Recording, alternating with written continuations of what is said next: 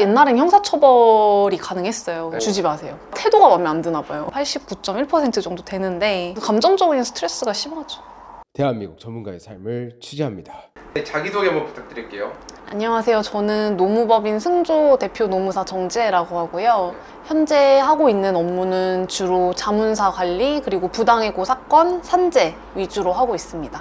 자문한다고 했잖아요. 네네. 주로 어떤 자문을 하세요? 주된 자문은 급여 관리 많이 하고 있고요. 지금 제가 사업장이 홍대 합정에 있다 보니까 좀 식당이나 카페 이런 데서 많이 오세요. 그리고 병원에서도 많이 오시는데 아무래도 이제 요즘 직원분들이 임금체불 뭐 주휴수당 안 주고 하면은 신고 많이 하시잖아요. 그래서 그런 거 문제 안 되게 급여 관리 해드리고 있고, 그리고 이제 요즘 육아휴직이나 이런 노동법 관련해서도 사실 질의가 진짜 많으세요. 그래서 그런 거에 대해서 이제 상시적으로 답변해드리고 있는 서비스 하고 있어요. 방금 말씀하신 것처럼 임금체불 관련해서 주휴수당 있잖아요. 네. 요즘도 주휴수당 안 주는 데가 많나요? 요즘은 그래도 줘야 된다는 생각을 많이 하세요. 근데 좀 아무래도 임금 계산이 노무사들도 처음에 되게 힘들거든요. 그러다 보니까 안 주려고 안 주는 게 아니라 그냥 서로 모르다 보니까 실제로 일한 것만 주시고 주휴수당은 빼먹고 주시는 경우도 되게 많아요. 서로 몰라서. 네, 서로 몰라서. 그러다가 이제 근로자가 이거 주휴수당 줘야 되는 거 아닌가 해가지고 이제 신고를 하거나 문제를 삼거나 이러는 경우가 많죠. 보통 그냥 주휴수당이라고 하면은 네. 일주일 중에 5일 일하면 이제 5일 일한 거 빼고 하루치 더 주는 개념 아닌가요? 그렇게 생각하시면 쉬운데 네. 사실 뭐 주 5일 일하시지 않는 분들도 많잖아요. 주 2일 일하는 분들도 주휴수당 줘야 될 때도 있거든요. 이틀 일해도 하루에 8시간씩 일하면 일주일에 16시간 일하잖아요. 그럼 이분은 줘야 돼요. 그러면 16시간 일하면 하루에 8시간 일하잖아요. 네. 주휴수당으로 8시간치를 더 아니에요. 그럼 계산해서 보여드릴까요? 계산 어려워요? 계산 좀 복잡해요. 대략적으로 그럼 그런 사람들은 얼마를 줘야 되는 거예요? 일주일에 16시간 곱하고 4시간 나누기 20해서 3.2시간 분 주시면 돼요. 이게 시급 곱해서. 이게 좀 사장님들이 네. 이런 것까지 줘야 되나 네네. 가뜩이나 힘든데 네. 그렇게 생각할 수 있잖아요. 그러다 이제 노동청 가시고 그 다음에 저희한테 오십니다.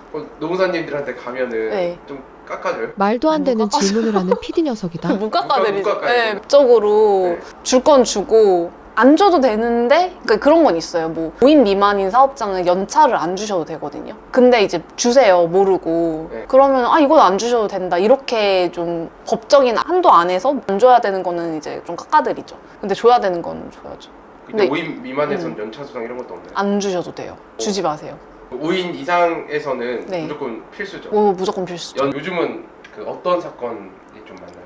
요즘 3월 들어서 부당해고 사건 되게 많고요. 이거는 최근에 맡은 건데 직장 내 괴롭힘이랑 성희롱 조사 사건 하나 들어와서 계속 하고 있었거든요, 지금도. 방금 말씀하신 부당해고나 네. 이제 직장 내 성희롱 네. 이게 SNS도 발달하고 세대가 지금 너무 많이 차이 나잖아요.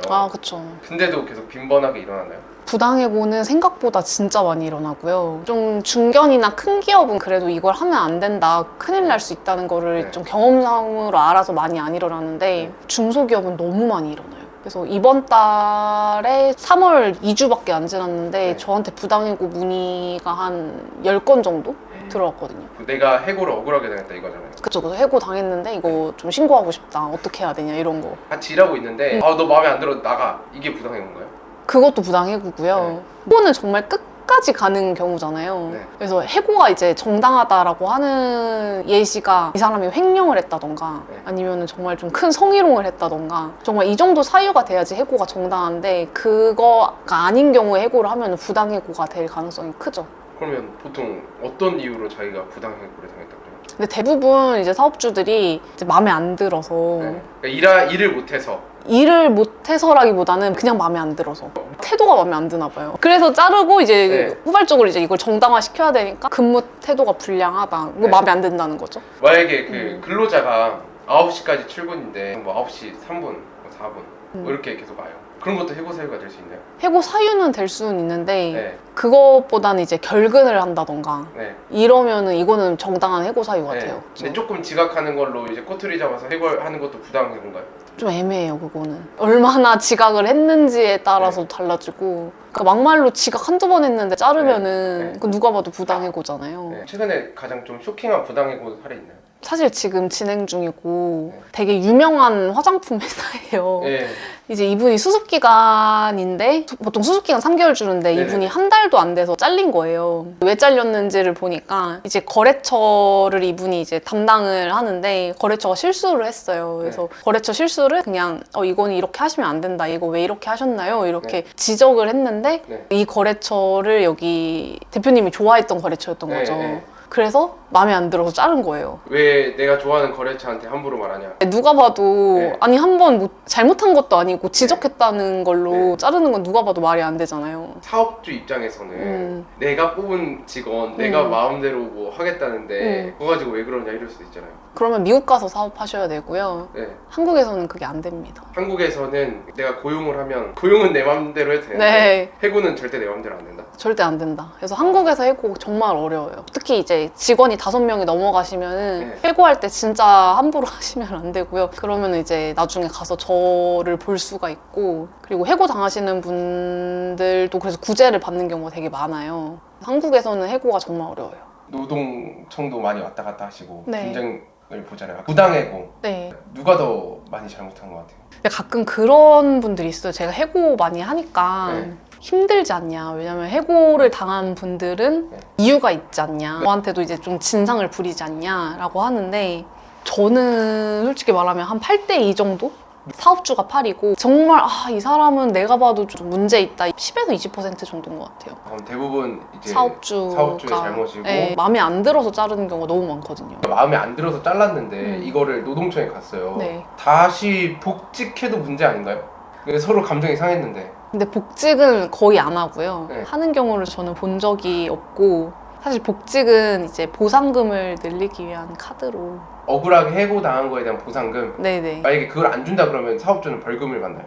안 준다고 하면은 왜 내가 보상금 줘야 되냐?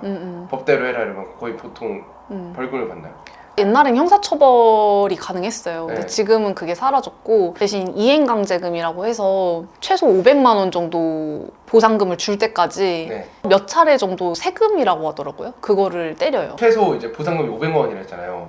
보상금은 3개월치 월급 정도가 평균이고요. 네. 그거를 안 줬을 때 사업주한테 한 최소 500만 원 정도 이행강제금을 때려요.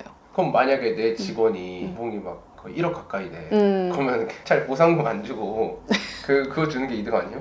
저희한테 오면은 이제 노동청 선에서 끝나는데 네. 사실 근로자는 그 승소 판정문 있으면 그거 들고 민사 가면 되거든요. 이거를 확실한 부당 해고로 승소를 받았어. 네네. 그럼 그 다음에 이제 민사 소송이 된다고요? 민사 가능하죠. 사업주가 이거 버티면은 네. 그러니까 몇 천만 원 이렇게 늘어날 수도 있던 거네요. 민사까지 가면. 그렇죠. 저희 선에서 끝내는 게 나아요, 사업주는. 만약에 제가 사업주 사건을 담당을 하면은 좀 설득을 하겠죠. 지금 내시는 게 나을 수 있다고. 감정적으로 많이 힘들지 않으세요? 너무 힘들고 저는 좀 약간 제가 몰랐는데 좀 책임감이 은근히 좀 강한 스타일이더라고요. 사실 사건을 10건 정도 부당해고 사건을 맡으면 한 건 정도 지고 나머지 9건은 저는 다 승소를 했어요. 승소를 하거나 합의를 하거나. 근데 그럼 되게 잘한 건데 그 한 건 때문에 스트레스를 진짜 많이 받았어요. 사업주를 이제 계속 만나야 되잖아요. 계속 연락을 취해야 되고 또 하나 있고 서면도 서로 이제 엄청 대립되는 서면도 계속 왔다 갔다 해야 되고 근로자도 계속 전화 와서 어떻게 되냐, 내가 이길 가능성은 몇 %냐 뭐 이러는 경우도 있고 뭐 승소해도 저한테 뭐라고 하시는 분도 한 분 있었어요. 제 의뢰인이. 이거밖에 못 받았냐? 네, 뭐 그런 거랑 저한테 뭐 제대로 안 했다. 아니 이겼잖아. 이겼는데 흔치 않아요. 흔치 않은데 그런 분도 계셨고 그래서 감정적인 스트레스가 심하죠. 대변에서 싸우기 때문에 감정적으로 힘들다 하셨잖아요. 그럼에도 불구하고 왜 노무사가 되려고 하신 거예요? 사실 뭐 처음부터 노무사가 되려고 하진 않았는데 저 법학과 나왔거든요. 사실 뭐 민법, 형법 이것저것 공부를 많이 하다가 노동법을 하게 됐는데 되게 재밌는 거예요. 왜냐면은 민법이나 형법은 사실 뭐 피디님도 그렇고 현실적으로 이거를 접할 일이 많지는 않잖아요. 근데 이제 노동법은 저도 알바를 해봤고 뭐 저도 임금체불 당했었거든요. 그러니까 그런 게 굉장히 현실에 엄청 밀접하게 적용되는 법이다 보니까 재밌기도 하고 그러다가 이제 그때 담당 교수님이 제가 진로 때문에 고민하고 있었는데 노무사란 직업을 추천을 해주시는데 노무사란 직업도 나쁘지 않겠다 라는 생각이 들었고 저도 제 성격이 오지랖이 넓어요. 남들이 약간 힘들어하는 건데 그거 내가 잘하면은 되게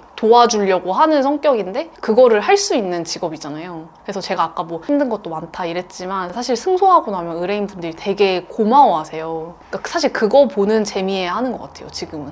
감사합니다, 수고하셨습니다, 이 얘기 들으려고 사실 하는 것 같아요. 노무사님, 마지막으로 영상 보신 분들에게 한마디 부탁드려도 될까요?